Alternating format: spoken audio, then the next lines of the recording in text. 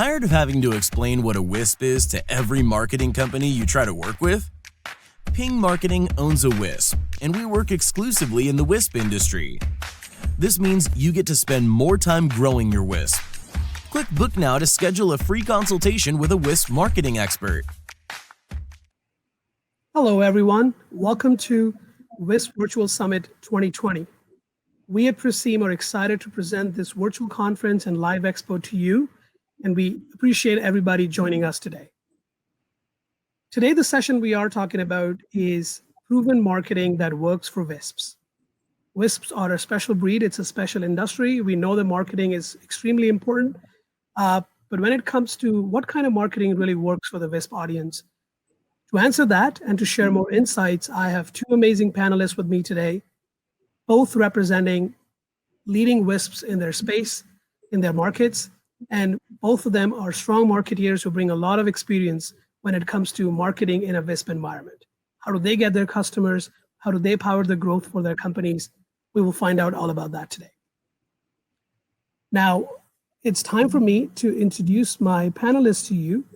And first up, I have Catherine Corpus. She's Director of Marketing at InfoWest. She will share more about InfoWest and what works for them when it comes to marketing. But we're excited to have Catherine. She has a lot of experience in marketing. She's worked with different kind of companies in the past and has been with InfoWest for more than 4 years now. So she will be able to share a lot of insights with us. Over next, we have Christina Carreta, Branding and Digital Manager at Wisper Internet. Wisper, as many of you know, is one of the leading WISPs in the country, managed and run by Nathan Stuke. And Christina has been their leading person in charge when it comes to marketing and driving growth online and both offline. And you can see the results. Wisper is one of the fastest growing companies. And obviously, we credit a lot of that to the marketing team. Right now, actually, Christina is one of the leading members of the marketing team and actually heading all the efforts for them. So that's, again, a great person to have on board and learn from and listen to. And your host today is myself, Harneet, as I mentioned, Director of Marketing for Preseam. I will be operating in a moderator capacity, and I will be asking some of the questions you have sent us to our panelists today. And I have some of my own questions, and I'm very excited to hear from them what they have to share with us today. Now, before I move on to my speakers, I wanted to reiterate the importance of marketing in any kind of environment. And I think we all can appreciate today that marketing is no longer about the product you sell or the service or the experience you create. I think for customers today, marketing is everything you do. So your entire organization basically is a marketing organization. Now, you cannot afford to be, well, I'm only the technical guy or I'm only the business guy. I really don't need to worry about marketing. I do not think that we can afford that in today's marketplace with all the competition we have and all the changes we're experiencing right now in the world. So without further ado, I want to open the session now and move to Catherine Corpus from InfoWest and let her do all the talking. Thank you. Over to you, Catherine. Thank you so much. Well, I'm excited to be here. Thank you for selecting me, I guess. Today, I just kind of quickly want to go over some of the 8 marketing practices that we implemented at InfoWest within the last 4-5 years that really helped us grow our company. We are right now, I guess, one of the largest WISPs in the West Coast. There's a lot of other WISPs that kind of compete with us, but we're really excited. We're in a special niche. And so let me just tell you a little bit about InfoWest. We started back in 1994. It was 3 college students. They saw a need and they were big tech geeks. And they said, hey, we're bringing the internet to our area. If you've ever been to Zion's or any part of Utah, most of the people have heard about St. George, which is in Washington County. It's basically known for its red rocks, and that's the area that they brought the internet to. We have expanded from 1 location to 4 locations. We have over 80 employees, and we have grown so much to not only service our local region, but also grown to service majority of Utah and select areas of Arizona and Nevada. We operate with over 250 wireless towers. We're growing our fiber network as well. And we currently have around 20,000 customers in our customer base. So I'm excited to kind of share some of the things that we've learned, some of the things that worked, that didn't work, and hopefully you guys can avoid our mistakes and just keep growing. Let's see here. One of the first things when we were building out revamping InfoWest, we had to rework our roadmap. We had to set clear goals, and that's where we came together, where we brought in management, we brought in team leads, and we kind of had them sit down with marketing so that we could align each department properly. We had to decide exactly what we wanted to work on. It's kind of creating one target and making sure that the arrow hits the bullseye. That's what we wanted to get and make sure everybody was on the same page. So whether you were talking to a customer service rep or if you were talking to an installer, everybody would know what was going on, what our goal was, and how we were going to achieve it. I try to tell people not to just throw a lot of things out there and see what works. Kind of make it, I don't know if you've ever heard of the hare and the tortoise story. Just keep going. Start with something small and keep going. Don't ever lose sight of your goals, and decide what you're wanting to achieve by setting goals that are realistic, and beware of setting lofty or unattainable goals. Okay, the first practice I want to share is a roadmap. InfoWest, before we really started growing, we were kind of all over the place. And that's really easy to be when you have more than one person handling marketing. So we had our CEO handling the radio and our vice president handling SEOs. When they brought me on board, it was kind of to alleviate all the many hats people wear. And if you're starting a small WISP, well, if you have a small WISP or you're starting a WISP, you know you're wearing all the hats. And so to help kind of get you on the right track, set some goals, decide what you want to achieve. Be realistic with them. Don't try to say, hey, I'm going to sign up 10,000 new customers this year and set yourself up for disappointment. Start small. Say, hey, I'm going to start off with whatever you think is realistic, and just keep slow and steady. It's kind of like the hare and the tortoise. Slow and steady wins the race. What we want to do, secondly, is we want to find out who our target audience is, find out who your best customer is. And a lot of that takes analytics, takes a lot of time. I use Quantcast Measure. It's a free tool that you can add to your website. And this basically breaks it down to what's your best person that's coming to your site and signing up, whether it's, male over the age of 34 to 45 that loves to watch golf, has maybe is in the medical field, or a person going into college. Everyone needs the internet. This and other analytic tools help you decide exactly who's the best target audience for you and helps you to move forward when you're utilizing additional marketing and advertising, trying to figure out who your advertising and marketing channels are. Next, the second practice that we implemented was creating a brand identity. We had a lot of different colors working with InfoWest. It went from green to brown to red. There wasn't anything that really spoke InfoWest. Now, when you look at InfoWest, you see a lot of our golds and blues and blacks, things that are recognizable. Basically, your brand identity is you're putting together a collection of designs that clearly identifies who your consumers are, what your consumers will be able to recognize your brand as. Third, you want to make sure you get online. And by getting online, create a website that consumers can find you. People that are looking for an internet company, people that are moving to the area, people that have no idea what's out there. Of course, they're going to be searching for you. So make sure that you have an online presence that allows them to quickly access your information. Secondly, I want to include email in that. Email has been a great way for me or our company to keep in contact with not only our current customers, but offer them incentives for referring customers to us. Word of mouth has been our number one medium or channel that has been converting leads, so driving our sales basically. When you're creating an email template or a website, make sure that it's responsive. It means that your site or your email will automatically scale to whatever device your potential customers looking for you on, whether it's your desktop, your tablet, or your cell phone. Make sure that it is scalable. Basically, there's so many advertising mediums, so many channels that you can utilize. You can use partners, you can use radio, billboard, signs. I know print was really big back in the day, and we use it now. Digital, you have Facebook, Google, there's events, there's so many things, SEO, SEM. There's the sky's the limit. Choose something. Don't put all your eggs into one basket. Really get in there and see what's going to be working for your company. Choose things that are going to match also with your brand identity.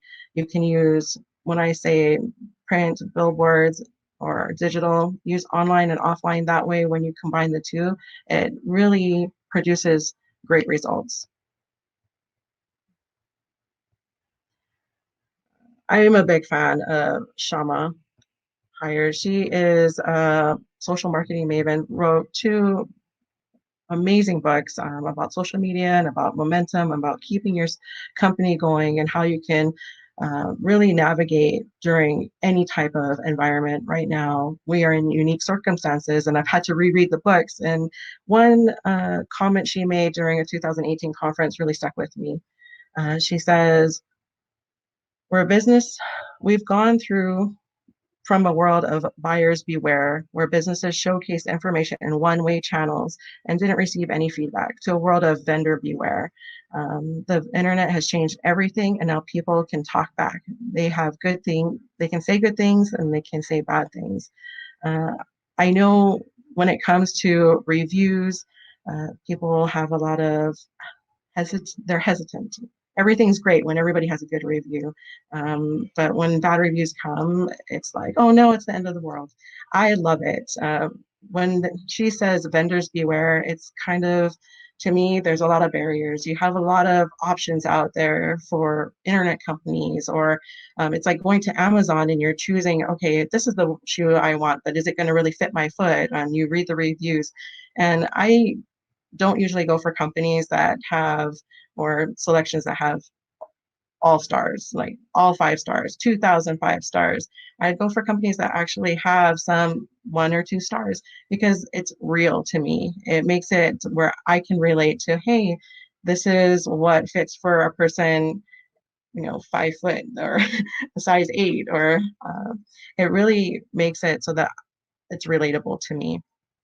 And that's kind of where I see where InfoWest, we could have done better. And so we weren't only going for the 5-star. Now we're going for the 1-star and 2-star, things that give us feedback where we have a chance to improve. And most of our customers, when they write on there and they're giving us a 1-star, we're jumping on it and we're saying, hey, we love this feedback.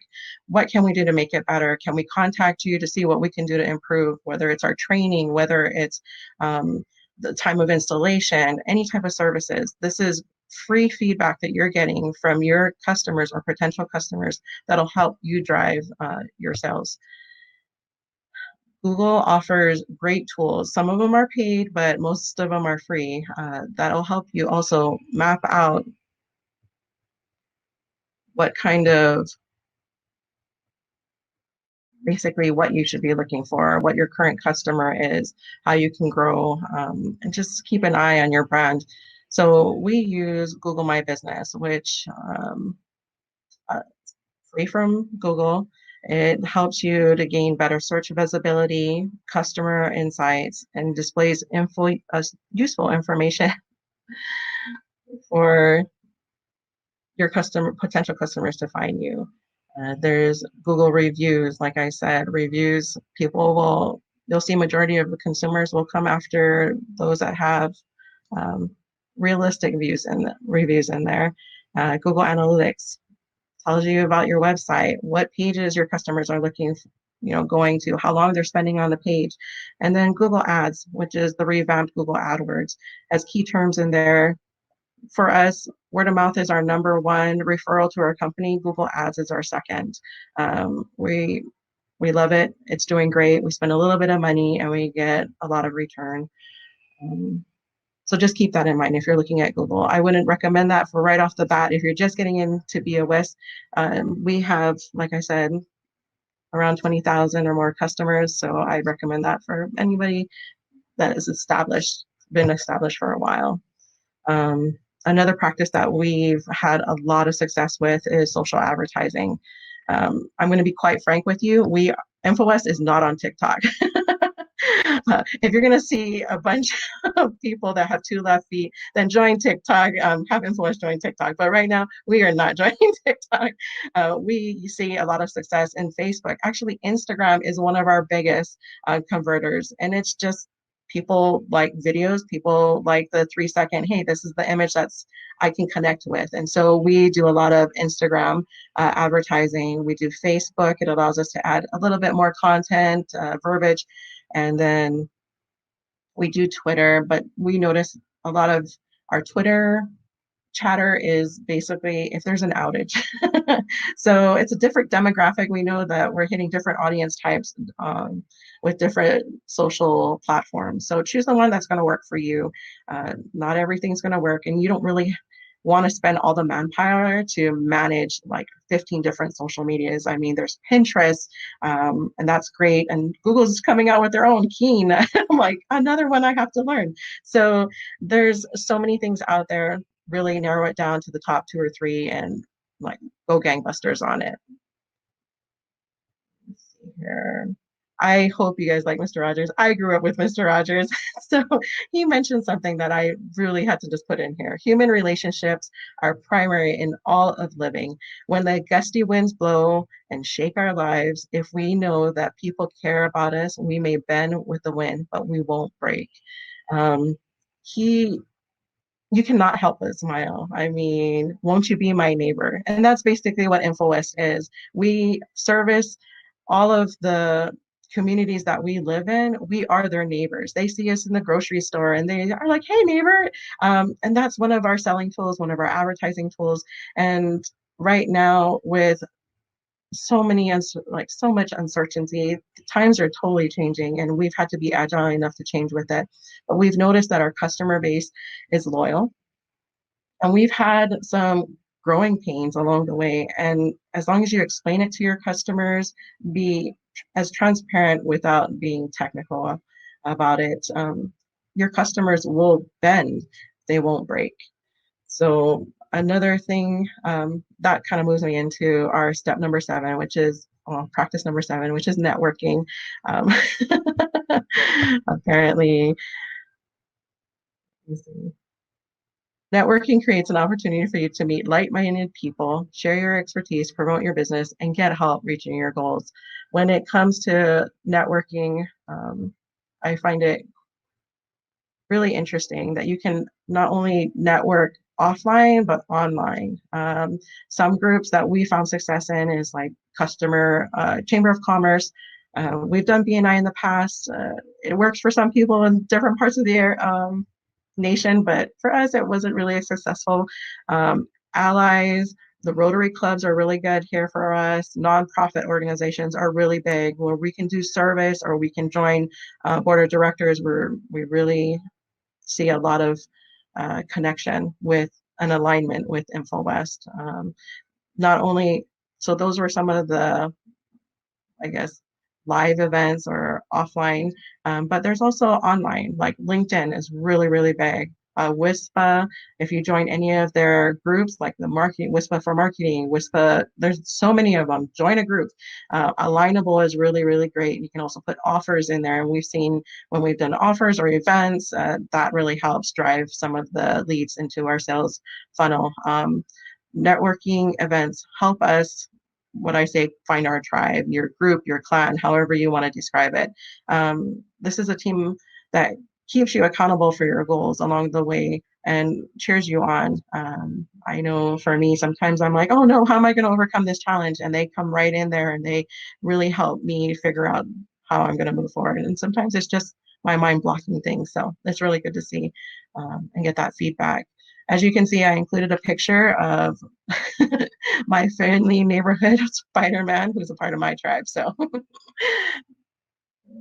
let me see. And then the last one, last practice I kind of wanted to mention is PR and events. This is a lot of fun. It takes a lot of time, but it's the most memorable. for people in our community. And so this year we won actually Best of Southern Utah, InfoWest as the number one or the gold standard for InfoWest internet service providers, which was really awesome for us. We also were able to do a lot of our sales team won a lot of awards, our spokespeople, and it's okay for us to toot our own horn. I know before I got hired, our team did not want to toot their horn. They're like, no, we'll stay in the shadows, we're okay. But they were winning awards left and right, best of everything. And it was amazing to be a part of a company that really is humble and grateful for everything that they have. So what we wanted to do is really join the community, be a part of it, be recognizable and memorable. And I included some pictures of our 4th of July parade. We did Toy Story because we wanted the community to know that they had a friend in InfoWest. We saw some needs in the community, some events where kids that could not afford to attend STEM programs, STEM workshops. We created one at InfoWest. It's called Kids Innovate, and they loved it. We brought in Sub-Zero. They got to learn how to make ice cream with nitrogen, and they loved it. Who doesn't love ice cream and nitrogen? Well, I guess ice cream in general. So find out what'll work for you. Don't be afraid to toot your own horn. Create events. If you find a need in the community that needs to be filled, and participate in city events or companies or groups that allow you to align your company brand. So I know I just have a few minutes left. Let me just kind of quickly recap what practices worked for us here at InfoWest. 1, create a roadmap. Find a target and hit it. 2, make sure your brand identity is on point. Make sure that it's recognizable. Coca-Cola's, Nike, Just Do It. These are things that are memorable. Make sure your brand stands out and do it well. Create a website. Make sure you connect via email, creating an email database. This allows you to stay in touch. And right now with people social distancing, that really helps us make sure that we're keeping in touch with our customers in the right way. Diversify. Make sure that you're choosing channels or mediums that work for you. SEO, radio, billboards, whatever works. Yard signs, do it. Google, it's free. Get on there. You don't have to spend money on AdWords or Google Ads right away. But if you feel comfortable enough to get out there to start wanting more leads to come into your funnel, spend the money. Social advertising, like I said, we're not on TikTok. We're 2 left feet company dancers, but get on there. What works for you? Networking. I'm kind of shy sometimes, not really, my husband says, but get out there and network, however you're going to do it. And PR and events, toot your own horn. So hopefully that helped. If you have any questions, feel free to ask. I know we have a chat going, or you can find me on LinkedIn or send me an email. I'd love to chat. Thanks. Awesome. That was great. It's always a pleasure to listen from Catherine. I've had the pleasure of moderating a session when she was a speaker. I think it was in Vegas last year, and it's always amazing the kind of insights she shares. I have some questions for you, so I'll ask them at the end. Make sure you sit tight and continue watching the session. I do have a free code for you to get 20 points, so make sure you keep listening. Moving on, I would like to now invite Christina Carreta from Wisper Internet to share her thoughts on what kind of marketing can work for WISPs. Over to you. Thank you. I'm Christina. I'm from Wisper Internet. A little bit about us. We started in 2003. Our owner, Nathan Stukes, started out of his garage because his neighbor didn't have internet and he wanted to help out. So he took 3 credit cards and maxed them out and kept pushing, and here we are. So our main hub office is out of Mascoutah, Illinois. It's right outside of St. Louis. And then we also have an office in Washington, Missouri and Joplin, Missouri as well. We're growing fast. Right now we've got service in Indiana, Illinois, Kansas, Oklahoma, and Missouri. Yeah, so that's a little bit about us. I thought I would break down some marketing basics a little bit. Normally as a company, you've got your mission, your vision, your core values, and then you've got your targets, right? It may be a year target, a 5-year, a 10-year, whatever. Marketing is here to support that and to make sure you meet those. make sure you get the sales, get the leads, get your name out there. The way we do it at Wisper is we break off our efforts into ad sources. So we get a lead, they either come in through our website or they call, say they want service, and we make sure they fill out the form, or we ask them on the phone, hey, how did you hear about us? So these are kind of the main categories that we have when we've kind of grouped everything together. So we've got referrals, vans, events, sign, flyer, and online. So I'm going to just go through those a little bit. Okay, so referral, similar to Catherine at InfoWest, it's one of our highest ad sources. Word of mouth, we have a referral contest. We've got incentives, so for every friend that you refer after that's a positive, successful install, they get $25 off their installation fees, and then the customer gets a $25 account credit. The nice thing about this is we don't put a limit for our customers. So, I mean, you can just keep earning and earning and earning the $25 and it really adds up. To kind of remind customers of this, we do ads, we do emails, we actually do some handwritten notes that we send to customers that we know can get good service in their area, that we maybe need to get more people on the tower. And then we do a yearly contest.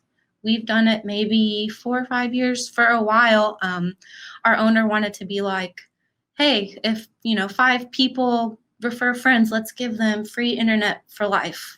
No, that adds up. You're just kind of giving money away, right? So we have it where the customer at the end of the year that refers the most new customers successfully installed gets free internet for the whole following year. One year we even had a guy who had a new subdivision coming in right next to him. He literally met every new homeowner and invited them over for dinner, and then was like, hey, check out my new internet. You should get Wisper. This is how it's going. And he got like 14 houses in like 6 months. So you see some pretty cool stuff from that, actually. The next one is vans. So, I mean, it's basically a walking billboard. You want to make sure that it's got all of your identity. People see it, they know who you are, even if they just kind of glance back and forth at it. We get a lot of recognition from this. Next, we have events. In this, we've kind of grouped like networking events, customer events, city events. For example, we normally have maybe from like May to October, we have about 1 customer appreciation party around each of our offices. We used to call them tower parties. We literally would pull up to a tower if we own the spot, or maybe rent out a church basement or a library, just somewhere local we can connect, and we'll send out an email, contact our customers and be like, hey, come join us. We just want to hang out with you. We'll give you a hot dog, some chips. Everyone gets a prize. So we'll do like anything from like a $10 account credit to a $100 account credit. People bring their friends to referral. We get lots of leads from it. So that's something that we really enjoy. Since times are a little weird right now, we kind of shifted. Illinois is still pretty locked down. So last week, actually, we had our first ever virtual customer appreciation party. It went pretty well. Normally, when we have these parties in person, they're little itty-bitty towns, right? So maybe it might be 10 or 15 people. Totally worth it because you still connect with them, but we still wanted a way to reach a larger audience. So we made a Facebook event and set the time for an hour, invited all of our customers, and then just played games that we posted, asked for feedback, asked if they needed help. We gave out anything from like an Echo Dot to a $10 credit. A couple customers got a $100 account credit. So I think it was a really good way to kind of improvise with the way everything's going right now and still connect and still hear them out and get that free feedback like Catherine was talking about. Our next ad source is signs. We group yard signs and billboard signs together. We do a lot of grassroots. We can tell the minute our people are out there putting yard signs out because that's where the leads come popping up from right away within a couple hours. We do have a couple bigger billboards. maybe 2 or 3. We actually have a lot of what we actually call customer billboards. They're 4 by 8 foot signs that we put in customers' yards. And in exchange, we give them free service as long as we've got the sign in their yard. So we've had a lot of luck with that. The only thing we learned is don't put it by a highway. The states don't like that. Our next ad source is flyers. With this, we kind of grouped a lot of print stuff together. We've got regular flyers. We do tear-off sheets, so we'll put these off at even like local post offices and that kind of thing. Those go over really well. Direct mail we've got grouped in there. Pretty much anything they can hold on or grab to. Another one that we have is online. Again, we group a lot together. It could be our website, any of our social media, any SEO, SEM, the whole shebang. We've done something new this year. We've got a monthly Facebook show that we do. We've had anything from customers on there. We talk about latest trends. We've had one of the editors from Cord Cutters News on there, and we talk about streaming tips and tricks. So it's been kind of something fun and a different way to engage with everybody. And then, so I want to talk about some things that we've done lately that have worked. We call this our 2x2 strategy. So whenever we get a new install, our installers walk up and down 2 houses and they tag them with door hangers. Something that says like, hey, your neighbor just got awesome internet service. You can probably get it too. Sometimes they're busy, sometimes they forget, but we know when they do it, it works, right? So we tried to shift it a little bit. So what we did was we did a test for 5 months, and we actually partnered with Market Broadband, and we decided to turn this into a direct mail campaign. And so each week they get a list of our new installs, and they hit around that. Now, how do they make it so targeted, and what's different than direct mail? Well, first of all, we give them our full list of customers, so we're not wasting money hitting them with that, right? Second of all, the same forms that you submit to the FCC, I think it's the 477 form with your Google KML file, they've got that. So they know what houses are actually in your coverage area. So it's a little more expensive than direct mail, but you get way better results from it. So we did weekly mailings, which ended up being about 250 pieces a week. And we tried that for 5 months. We just did kind of generic, no pricing. We just did icons on the back with like binge stream work kind of deal. In some houses you could hit one. Sometimes we hit more than once. It just kind of depends what that week of installs look like. So here's the front of it. It says your neighbor has fast internet, and it just kind of standard, reliable, consistent, unlimited. And then that's the back. And then we did do a coupon. Our CFO wanted to see if people would actually report it. In the past, they don't. It doesn't matter. I'll talk about that in a minute. So let's talk about the results, right? So in 5 months, we mailed 4,949 pieces. 4,178 were sent to one address, like I just talked about, so no multiple campaigns sending. One thing that kind of sucked was 183 addresses were invalid, so that's about 15%, which kind of adds up. But I mean, that makes us more aware to make sure that our guys are double checking and confirming the addresses every time they enter in something into our system. So I guess it's kind of good to know that, hey, we need to be a little more on top of that, right? So I took all of our leads that we got in our installs within the 5 months, and they did a matchback at Market Broadband. And the matchback came back that we had 49 of the newly installed customers within the past 5 months were mailed the campaign. So it's actually, I like doing that better because it's a little deeper dive than just kind of selecting an area and be like, we got 20 leads from this town, so we're going to say that this kind of worked. So average for the broadband industry for direct mailing is a 5% return, and we got a 1.172% return. So we were pretty happy with it. And then I did a comparison from the same time frame this year and last year. Last year, we only did every door direct mail. This time, we only did the 2x2 strategy with market broadband, and it ended up being $3.21 cheaper per customer compared to last year. So it's something that we're going to keep doing. Another thing that we're going to start adding to that to make that cheaper is larger bulk mailing pieces. So we're going to try doing bi-weekly instead of weekly, and then also targeting inactive leads in our system that had a positive site survey result, but they didn't convert yet, because chances are that their neighbors will be able to get pretty good service around them as well. So again, recommendations from that, confirmed data. We talked about that, doing larger mailings and then testing with the site surveys. The next one I want to talk about is Facebook ads. I'll be real honest, for a while it was just you can have a couple bucks here and there, a couple hundred here and there to spend. There wasn't actually a set of, you've got this much to spend every month on your Facebook ads. So we kind of wanted to do a larger chunk just to be like, hey, CFO guy, give us some money. We know it works. Just give us a big chunk and we can show you that we need a bigger budget. Okay, so the strategy, we did a 1-week blitz. We did a select amount of towers. We went through and made sure they were all towers that were in good standing. And by that, I mean that they've got rocking service and lots of room to grow. And then we had a budget of $2,200. And then we actually did this in April. So here's the ad. I made a lot of them.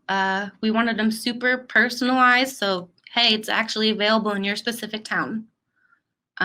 It seemed to make a little better connection than ones that we've done in the past. And then here's some of the results. It's kind of small, but overall we got 493 leads. 29 of them actually converted of the ones that were available. So the way we base stuff off when we're looking at our return on investment is we take our lowest level package and then times it by a year, because that's how long it's going to take to get your money back. So, I mean, really, you're looking at $18,000 back for spending $2,100. So, I mean, that's a no-brainer. So you'll be happy to know I now have a nice, large Facebook ad budget each month. Recommendations on that would be a larger budget per ad. Since we did so many towers, some of them may have been like $10 or $5 and realize that's not close to enough, at least for our demographic, the way our ads need to perform. And then another thing, I'll go back to what the ad actually looked like, was we decided to remove the actual phone number on the ad and then link to a more specific landing page. Yeah, that's all I've got for you. You can find me on Twitter or send me an email, and I'll be more than happy to chat with you. Awesome. Thank you so much. Well, it's always a pleasure to have examples and experiences from real life, especially backed with data. So thank you so much, Christina, for sharing that. Now, before we proceed, I want to remind everybody that thank you for staying with us and watching this session. If you find the Play to Win tab on your left and you look for the session name, which is Proven Marketing for WISPs, if you just enter the code Marketing Works, just type that in, you will get 20 points, and that will add to your total score. And if you keep playing other challenges we have for you under the Play to Win tab, you stand to win a prize every hour. So please go ahead and do that. So before we continue to the live Q&A, I think I have about, I have at least 10 minutes to ask some questions to both of you, if I may. So I want to first ask a question. Actually, it is open to both of you. And I will let, obviously, Catherine, you can start answering this. So I think one of the key things I learned, obviously, there's a lot of opportunities and platforms available for WISPs to try marketing. And I think when you get to a bigger scale, as both of your companies are, you do have the little flexibility. You still have to go to the CFO, Christina. I know you still have to ask for your budget and get your money, but I think you do have the luxury of at least trying different things and doing a lot of stuff. But my question to you, both of you, is if you were to put yourselves in the shoes of somebody who's just starting out, or imagine yourself tomorrow morning in an alternate universe, starting your own WISP, and now you're the marketing person for it. I know you have a lot of options, and imagine you have a very limited budget, but you know the value of marketing. So word of mouth is still not there because you're just starting out. What would you say if there were 2 or 3 things to start out with and focus on when it comes to the platforms you can use to generate your first, 10, 20, 50, 100 customers? So my question is, what platforms or what options would you suggest to people who are currently small, they want to grow, they don't have a lot of customers yet, but they really want to get their first few hundred customers and so. So over to Catherine. Oh, okay.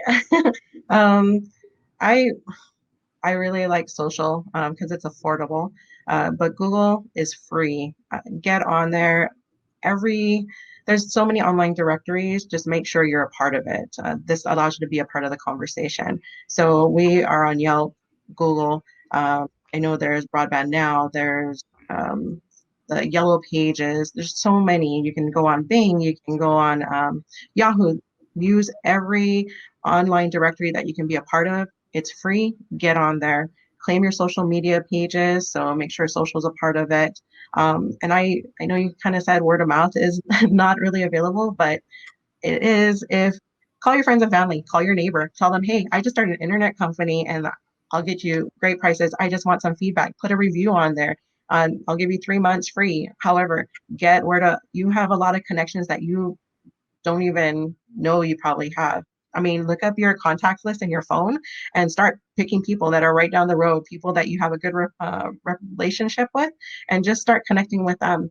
Another thing, I know people have done this is like kids soccer classes, soccer programs, connections with the city. If they see a need out there, do it. So for us, well, for me, if I was starting something, I know there's like a few places around the city that kind of need internet, and I'd be right there knocking on my senator or my city councilman or my mayor's door saying, hey, what if I provide free internet here? Would you guys allow me to do this and this and this? So doing a lot of trade. I think that's really, really good. Be creative. There's a lot of ways you can do it. I've seen people on Pinterest. They do a million things. I am not that creative, but they do it and it's amazing. So I know people will have a lot of ideas. I think just pick one and roll with it. So hopefully that helps. Yeah, I think you hit the nail on the head with that. Anything free, soak it up, take it in. Eventually, also with like all the free online classes, there's always something to teach you for marketing. But I think also with the whole networking aspect, I know with CAF, we're growing a lot, and it's a little different because normally we grow by demand where people put in leads. Come here, come here, come here. They know who we are. But now we're going to these areas where there's no brand awareness. They have no idea. So I kind of feel like this is kind of what we're dealing with, right? And so our outlook on this is what we say is be the mayor. You don't need to run for mayor, but I mean, be the mayor of that town and own it. Do whatever you have to do to connect with everyone and anything to make sure that they know who you are. So actually, you just hinted at the free tools part. So that's actually my second question to both of you.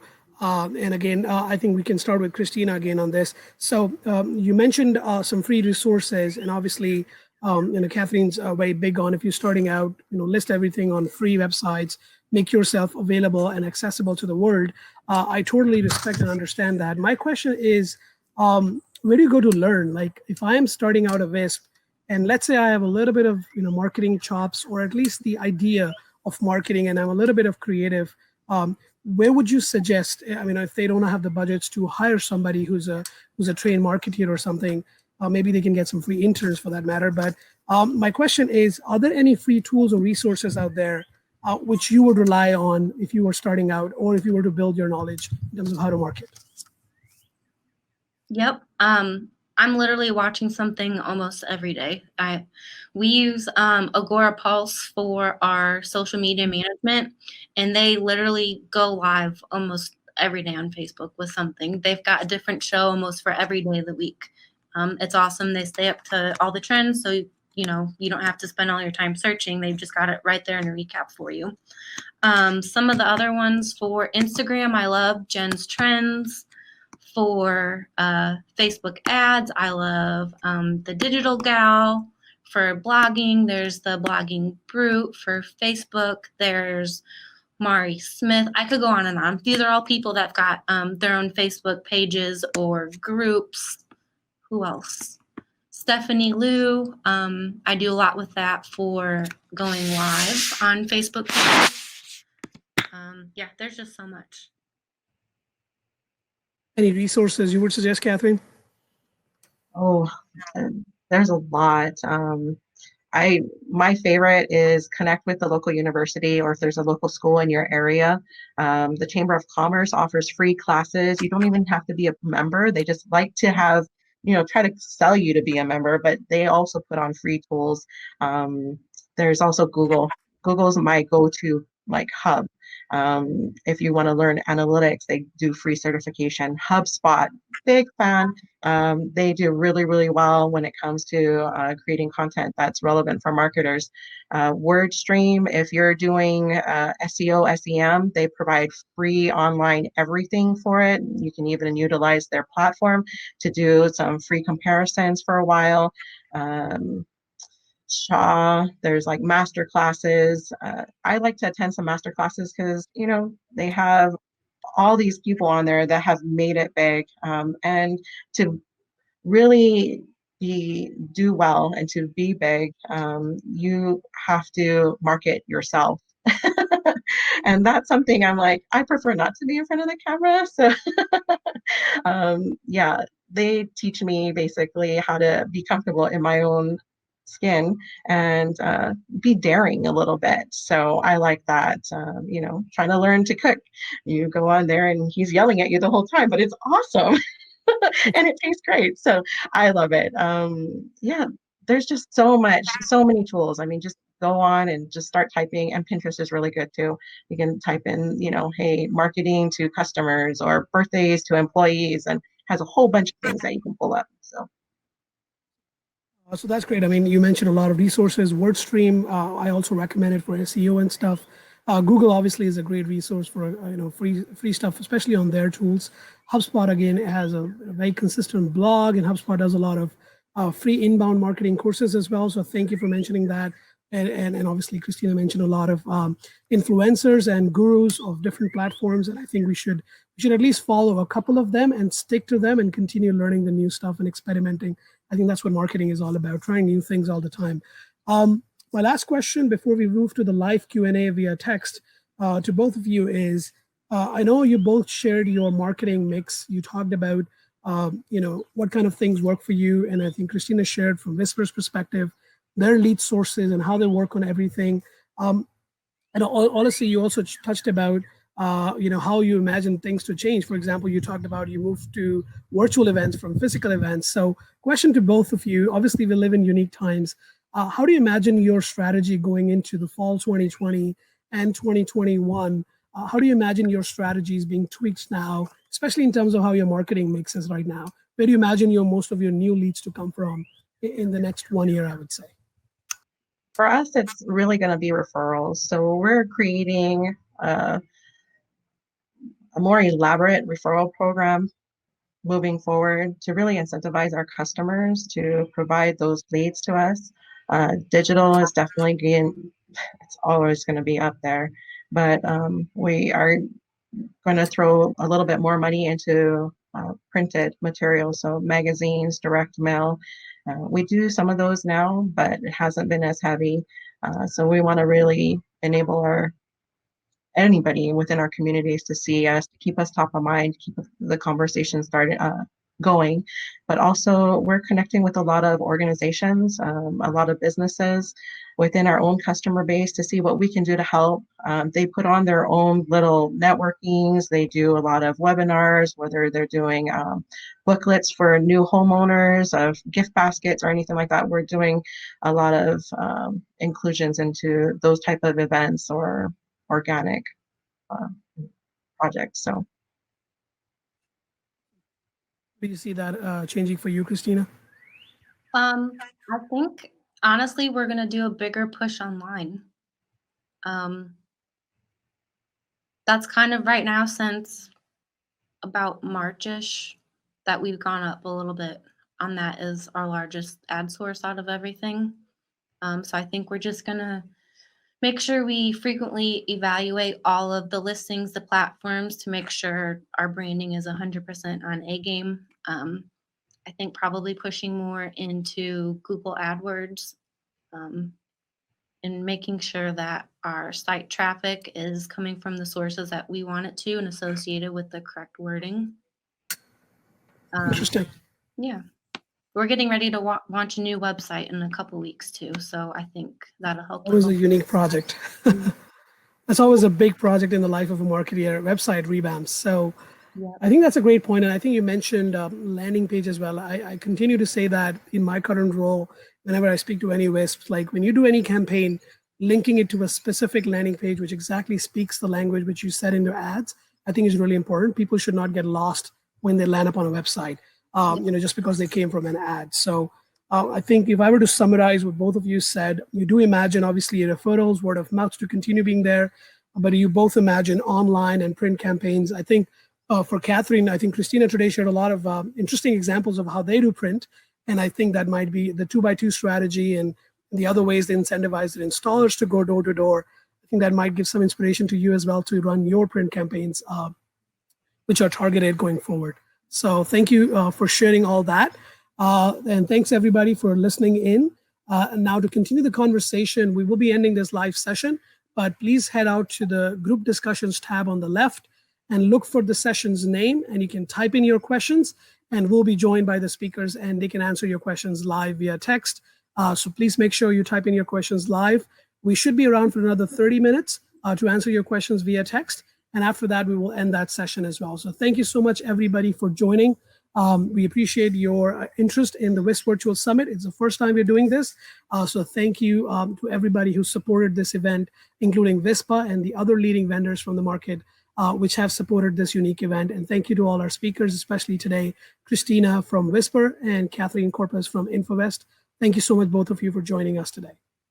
Thank you. Thank you for tuning into this session at the WISP Virtual Summit, proudly presented by Perseem. Perseem is a one-of-a-kind networking solution developed exclusively for WISPs that helps to find and fix quality of experience issues across towers, access points, and subscribers.